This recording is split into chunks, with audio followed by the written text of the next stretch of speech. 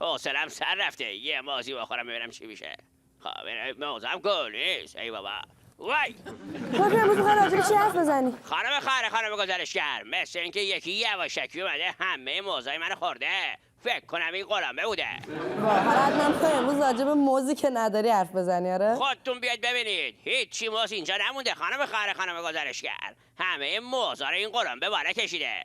ازش بپرسید موزای دکتر کپیکو، اون باید جواب بده. آخه چطور ممکنه؟ من خودم پیروز زیر میزتو چک کردم، یه عالمه موز اونجا بود. بله، منم پریروز یه عالمه موز دیدم. بعد دیروز دیدم قلمبه این طرفا رد میشد و امروز که باید برنامه اجرا کنم هیچی موز نمونده. یعنی اینجوری خلاصه کنم، یه عالمه موز پریروز، قلمبه دیروز، نبوده موز امروز. حالا اشکالی نداره، یه کاریش میکنیم، از یکی قرض میگیریم. قرض بگیریم؟ یعنی یه موز بخوریم 2 تا موز پس بدیم؟ چطوری؟ نه، یعنی که یه کاری میکنم که واسه برنامه اجرا کردنت موز داشته باشی، ولی اجازه نداری در مورد موز حرف بزنی. بهت اجازه نمیدم میخوای سطح برنامه رو انقدر پایین بیاریش. نگران نباشید، موضوع برنامه موز نیست. پس راجع به چی میخوای حرف بزنی؟ اجازه بدید با یه شعر و آهنگ توضیح بدم، شاید شما راحت‌تر متوجه بشید.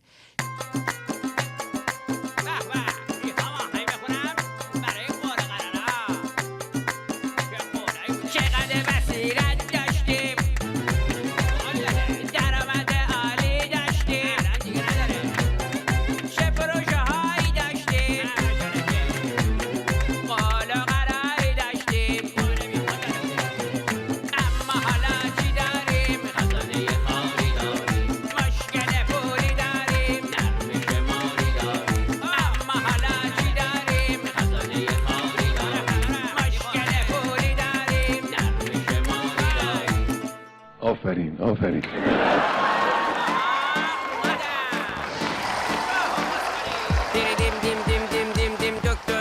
دکتر میاد بعضی وقتا با خنده و بعضی وقتا با خورگیت. همه تندی میرن خونه تا که دکتر رو ببینن، تیویشون رو روشن کنن، پای من و تو بشینن.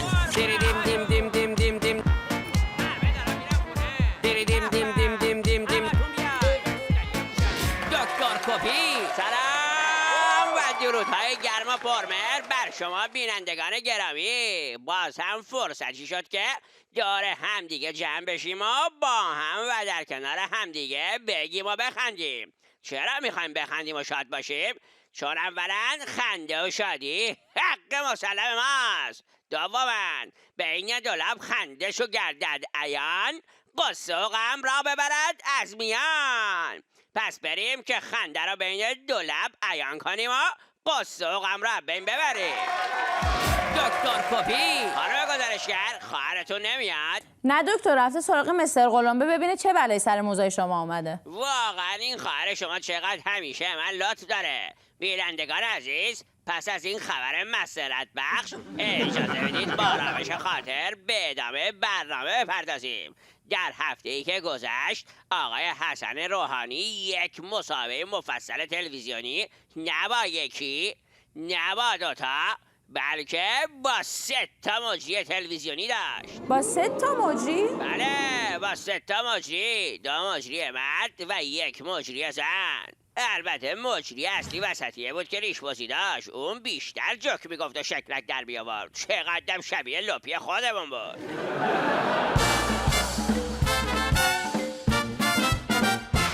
2 تای دیگر رو فکر کنم آورده بودن که وسطی زیاد آبروریزی نکنه. خب تعریف کنیم مصاحبه درباره چی بود؟ هم مصاحبه بود و هم در ضمن قرار بود یک گزارش از 100 روز اول ریاست جمهوری آقای روحانی باشه. اما اول از همه باید توضیح داده میشد که به دولت جدید چی از دولت قبلی ارث رسید و کار دولت جدید از کجا شروع شد. اولین نگرانی دولت جدید خالی بودن انبارها از کالاهای اساسی بود. کشور از لحاظ کالاهای اساسی و از جمله گندم دچار مشکل هست. یک گزارشی به دست من رسید که در یکی از استانها گندم فقط برای 3 روز در سیلو وجود داره. حالا انبارها پر شدن؟ بله خوشبختانه، الان از این لحاظ همه چی در امن و امانه.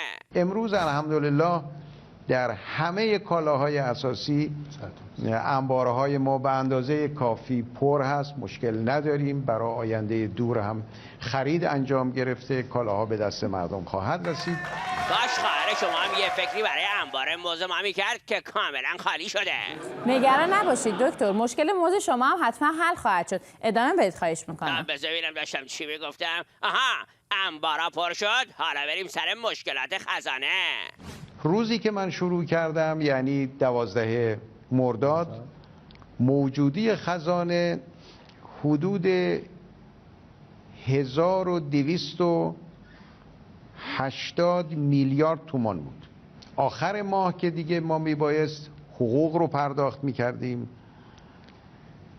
موارد ضروری در بخش حقوق ما میبایست 7500 میلیارد تومان پرداخت میکردیم. نه بحث بودجه عمرانی، هم بودجه جاری حقوق کارمندها و اینا. از این 7500 میلیارد تومانی که ما میبایست به عنوان حقوق پرداخت میکردیم، فقط 2870 میلیارد تومان بیشتر در خزانه نبود. مثل اینکه اوضاع خیلی خیت بوده. بله اینطوری به نظر میاد. البته مثل اینکه مجری وسطی زیاد باور نداره، اما آقای روحانی بیشتر توضیح میده که شرایط کشور یک رکود تورمی بوده. رکود تورمی یعنی چی دکتر؟ یعنی هم رشد تولید زیر صفر، هم تورم بالا.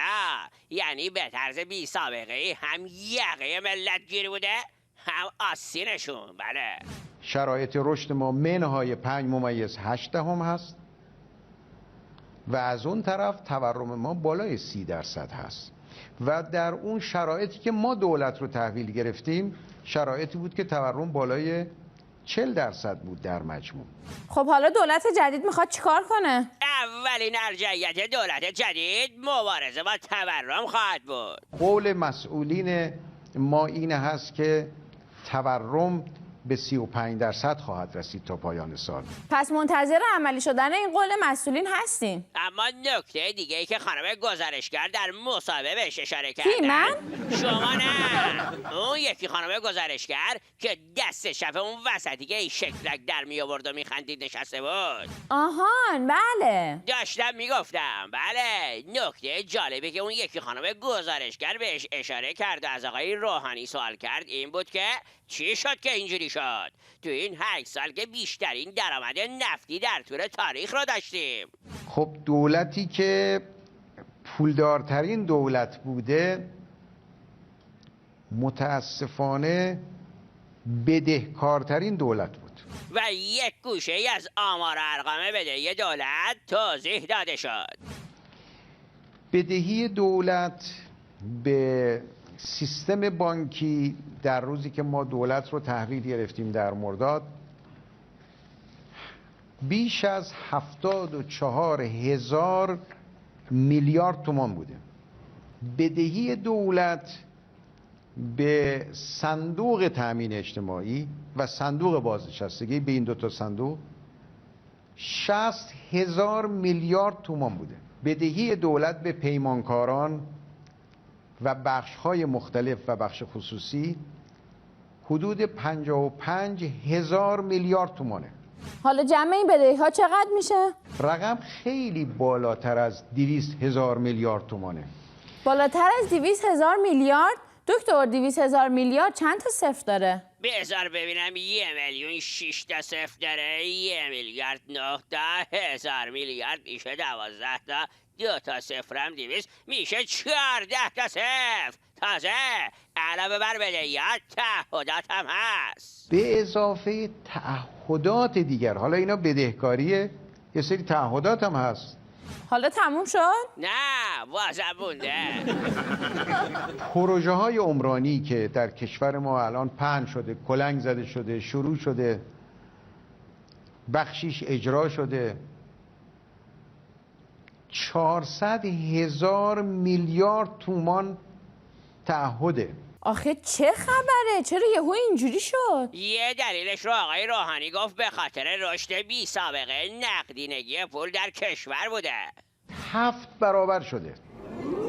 7 برابر؟ بله یه دلیل عمده این 7 برابر شدن هم طبق گفته حسن روحانی پروژه مسکن مهر بوده که برای انجامش باید 43,000 میلیارد تومان از بانک مرکزی استقراض میشد.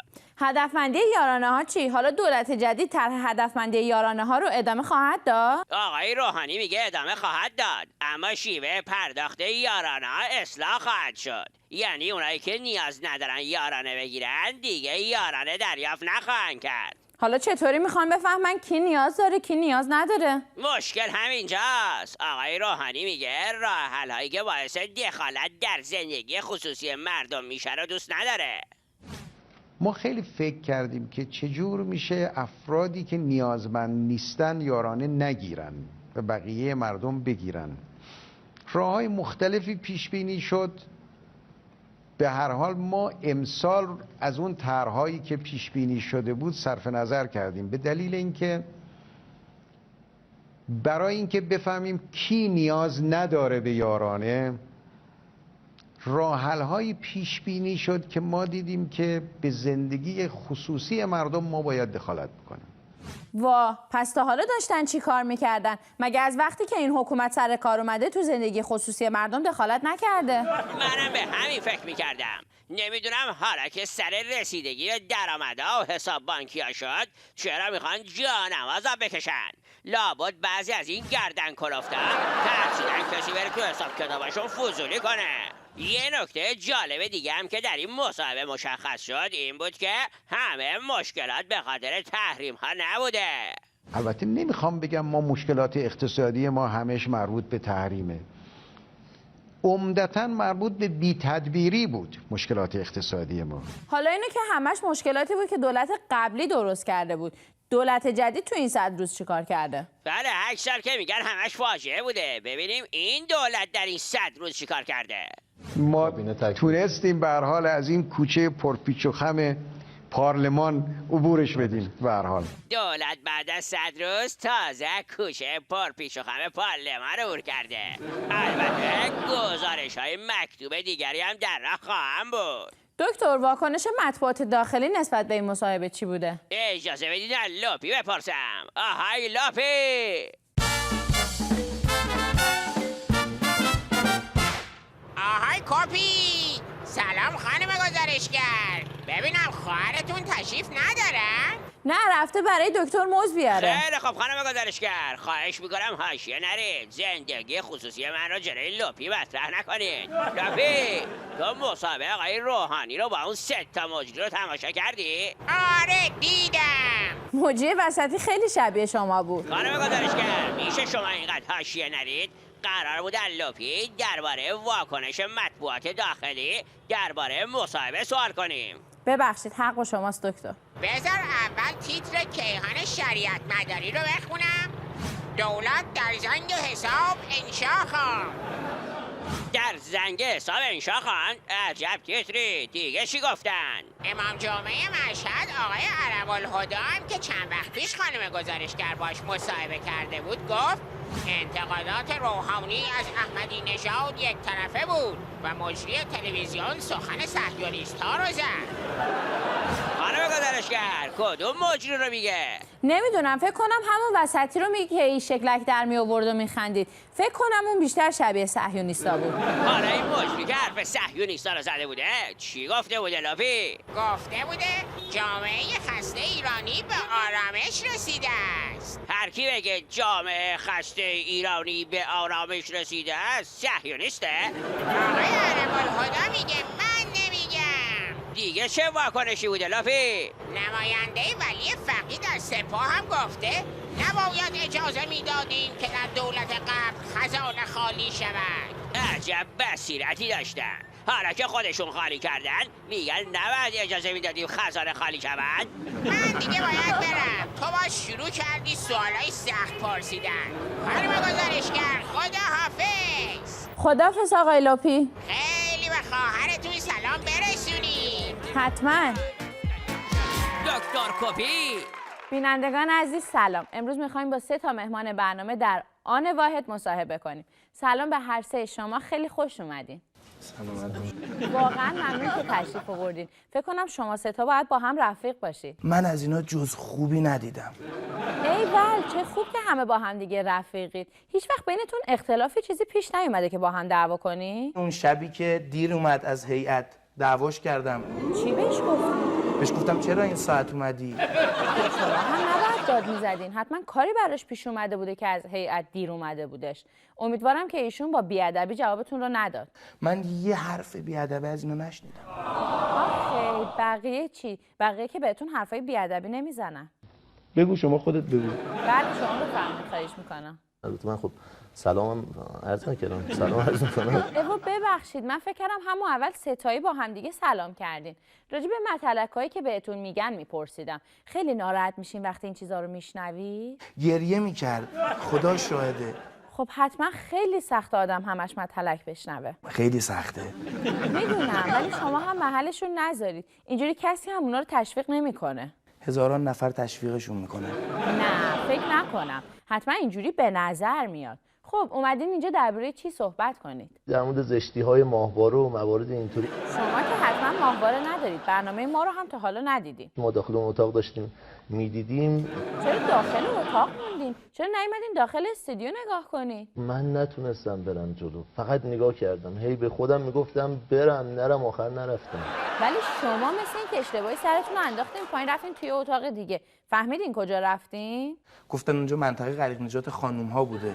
نه، منطقه غریق نجات خانوما کجا بود؟ اونجا اتاق رختکن خانوما بود. چرا خانومی نیامد به یک آقا اشتباه اومدن اینجا؟ خب خوشبختانه کسی اون موقع اونجا نبوده که به شما بگه. کجا رفتن؟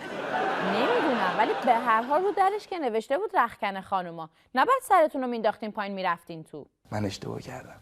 حلالم میکنی؟ بله حتما، از اون دست که نرفتید. اگه اشتباه نکنم شما هر سه باید طلبه باشید. از درساتون راضی هستی؟ درس منو راضی نمیکنه. خب پس چی شما رو راضی میکنه؟ من نمیدونم. خب امیدوارم که در آینده نزدیک همتون بدونید که چی راضیتون میکنه. شما سوالی از ما ندارید؟ من خمسمو چجوری باید بدم؟ نمیدونم، فکر کنم شما این چیزا رو بهتر از ما میدونید. در هر صورت مرسی از هر سه شما که تشریف آوردید. شما هم که خیلی ساکت بودید، اصلا حرف نزدید. این چرا اصلا حرف نزد؟ عاشق. اوکی، حالا شما هم دیگه زندگی خصوصی اینو اینجا مطرح نکنید.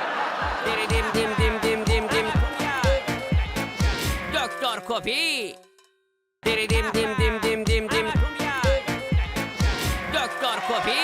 بینندگان عزیز، خوش اومدید به قسمت دوم برنامه. با من و خانم گزارشگر باشید تا اخبار مهم این هفته رو با هم مرور کنیم. خانم گزارشگر، از خواهرتون خبری نشد؟ نه هنوز تماس نگرفته، ولی مرسی که این همه به فکرش هستی. من به فکر موضوع خودم هستم خانم گزارشگر. میخواستم ببینم خواهرتون تونست موضوع ما هم به سرقلم به پس بگیره یا نه.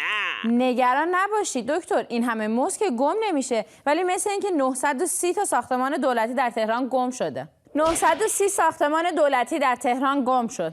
930 تا ساختمان دولتی گم شد؟ موزم توشون بوده؟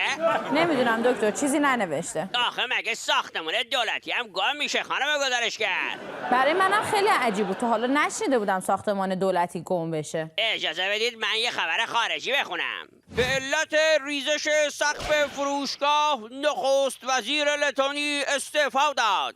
والدیس دومبروفسکیس به دنبال فرو ریختن سقف یک فروشگاه مواد غذایی در پایتخت این کشور از سمت خود استعفا داد. تقصیر نخست وزیر چیه که سقف فروشگاه ریخته؟ آقای والدیس دومبروفسکیس گفته که نمیتونه بعد از اینکه 52 تن از شهروندان کشورش بر اثر این صحنه جون خودشون رو از دست دادن احساس مسئولیت نکنه. باریکلا به آقای دومبروفسکیس. اجازه بدین من خبر بعدی رو بخونم. وزیر بهداشت: خانم ابتکار برای آلودگی هوا باید ابتکار نشان دهد. یعنی باید چیکار کنه؟ وزیر بهداشت در پاسخ به خبرنگار فارس درباره اقدامات دولت در زمینه آلودگی هوا گفته خانم ابتکار باید ابتکار نشون بده و بقیه دولت مردان هم باید به حرف خانم ها گوش کنن تا اوضاع بهتر بشه. اگه همه حرف خانم رو گوش کنن آلودگی هوا بهتر میشه؟ بله وزیر بهداشت اینطوری گفته. خب ابتکار خانم ابتکار در مورد بهبود وضع آلودگی هوا چی بوده که همه باید گوش بدن؟ به قول شما کسی نمیداند. اجازه بدید من یک خبر ویدیویی دارم از سانسور تصاویر تحریک‌آمیز بوسیدن و در آغوش گرفتن کاترین آشتون در مذاکرات ژنو. اینجا تصاویر تاریخی توافق ژنو رو می‌بینید. مقامات مذاکره کننده دارن با هم دیگه دست میدن. تا اینجا شوکه‌ای است چون همه مردن. حالا اوضاع خطرناک میشه. کاترین آشتون میاد که زن هستش. وزیر خارجه فرانسه میره که کاترین رو ببوسه. وای! اما نه، بچه‌های صدا و سیما کاملا برای مقابله با این صحنه‌های تحریک‌آمیز آماده بودن و سر موقع تصاویر بوسیدن و در آغوش گرفتن کاترین آشتون رو شطرنجی کردن. به خیر گذشت خانم گزارشگر. واقعا من هم یک خبر ویدیویی دارم از انفجار یک نهنگ. همونطور که مشاهده میکنید زیستشناس‌ها میخواستن اسکلت این نهنگ رو در یک موزه‌ای در دانمارک به نمایش بذارن، ولی وقتی داشتن محتویات شکم نهنگ رو خالی میکردن نهنگ یهو منفجر شد. وای! چی شد دکتر؟ چرا وحشت کردی؟ خانم گزارشگر، من میترسم این مستر قلمبه خودمونم چون همه موضوع منو خورده یهو اینجوری منفجر بشه. از شکممونم هر چی ممکنه بپره بیرون. خواهش میکنم تا مستر قلمبه منفجر نشد و موضوع من هدر نرفته برید هر چی زودتر خواهرتون رو پیدا کنید. دکتر کپی، رسیدیم به قسمت فسقلیا و محافظین دلاوری که این هفته به ارتش 20 میلیونی دکتر کپی برای دفاع شادی و خنده پیوستند. این همه لشکر اومده به عشق دکتر اومده، ریز و درشت و قلقلی فسقلیا و توپلی.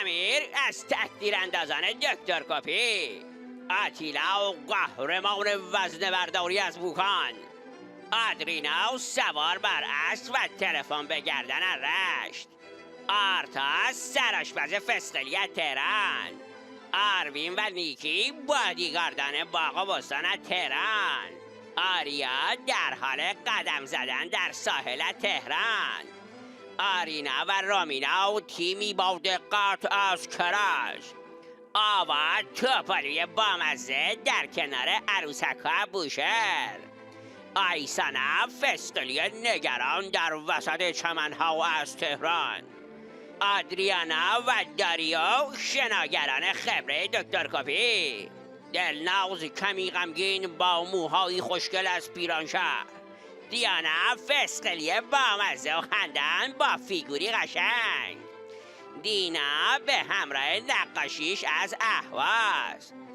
راما، الینا و آیناز سه فسقلی در کنار هم از سنندج، روژان و احسان خندن‌ترین فسقلی تهران، سارینا فسقلی سفیدپوش و بانمک تهران، ستایش با عروسکی به بغل از ربات کریم. دست بزنید برای این فسقلی‌های دلاور که میخوان خنده و شادی دفاع کنن. باریکالله. بریم ببینیم هنرمندای این هفته کی هستن. نقاشی اشکان بیرجن که منو به همراه خانم گزارشگر و خیلی هم خوب کشیده. نقاشی آیلارا تبریز که منو به همراه دوتا خواهره کشیده و چقدرم شبیه هم کشیده. باریکالله. نقاشی پاربیده از اهواز که لپی رو هم کشیده. خانم گزارشگرم یه چشی هستش، منم زبونم بیرونه. نقاشی کیان از شیراز که خیلی دوست داشته منو با لپی بکشه ولی نمیدونم چرا این شکلی شدیم. نقاشی نیوشا از تهران که فکر کرده من دخترم منو با دامن کشیده، عکس خودشم اون بالاست. نقاشی هلینا زرش که منو بیشتر شبیه آدمیزاد کشیده، چه موهایی هم دارم، پشت بلنده. باریکلا فسقلیای هنرمندم، دست بزنید براشون. به به، مرسی که این همه زحمت کشیدید. دکتر کپی، عکس مسابقه هفته پیش عکسی بود از دوران طلایی احمدی نژاد و مسافرتاش به کشورهای دوست و برادر. بیشتر از 13,000 نفر از شما عکس رو لایک زدین و بیشتر از 3,000 نفرتون جمله خنده‌دار فرستادید. اتاق پروان، لطفاً عکس هفته پیش رو نشون بدین. بریم ببینیم کمیته بین المللی داوران انتخاب جمله های خنده‌دار کدوم جمله ها رو انتخاب کردن. امیر نوشته رئیس قبیله میگه ما اینو تو آفریقا پیدا کردیم، شما میدونید این چیه؟ زهرا نوشته رئیس قبیله میگه محمود خوش اومدی به قبیله ما در اینجا کسی که محتاج نون شب باشه نداریم. محمد از پاکستان نوشته رئیس قبیله به همراههای ایرانی محمودی میگه این چی میگه؟ هی از ما درباره یه جزیره در غرب آفریقا میپرسه. بهروز نوشته رئیس قبیله میگه اوکی محمود، حالا آماده باش، صدای تبل که شروع شد باید با بقیه گومبا گومبا برقصی. حامد از سیدنی نوشته عینکیه به بغل دستی میگه من از طرف قوه قضاییه اومدم محمود رو ببرم دادگاه، شما ندیدینش؟ امیر حسین از شیراز نوشته محمود به مترجمش میگه بپرس چقدر برای این لنگ میخواد. مترجمش میگه قربان یارو تمام درآمد نفتی 8 سال پیشمون رو برای این لباس میخواد. محمود میگه خب عیب نداره، فکر کنم میارزه. و اما برنده این هفته دم آناهیتا از کرمان نوشته محمودی به مترجمش میگه جناب مترجم گفتی بهش من قبلا خط نشدم؟ بریم عکس این هفته رو ببینیم. اتاق فرمان لطفاً عکس این هفته رو نشون بدین. مثل همیشه جمله خنده دارتون را زیر عکس و صفحه فیسبوکمون بنویسید. شاید جمله شما انتخاب بشه، کی میدونه؟ دکتر کپی اینم از پایان قسمت 12 از سری 8. امیدواریم که بازم تونستیم شادی و خنده را به خونه‌های شما بیاریم و فرصتی شد که از بابا بزرگا و مامان بزرگا گرفته تا پدر مادرها و فسقلیای عزیزم همه دورم جمع بشیم و بگیم و بخندیم. تا هفته بعد به خدا میسپارمتون، میبوسمتون. قربون همتون برم. من که میرم چرا خودم میدی؟ خدا نگهدار. ای شرقی غمگین وقتی آفتاب فرودی حتما میخوای امروز هم میخوای حتما لازم. فکر کنم اون بیشتر شبیه شهیونیش. شبا برو تو خونی. فکر کنم اون بیشتر شبیه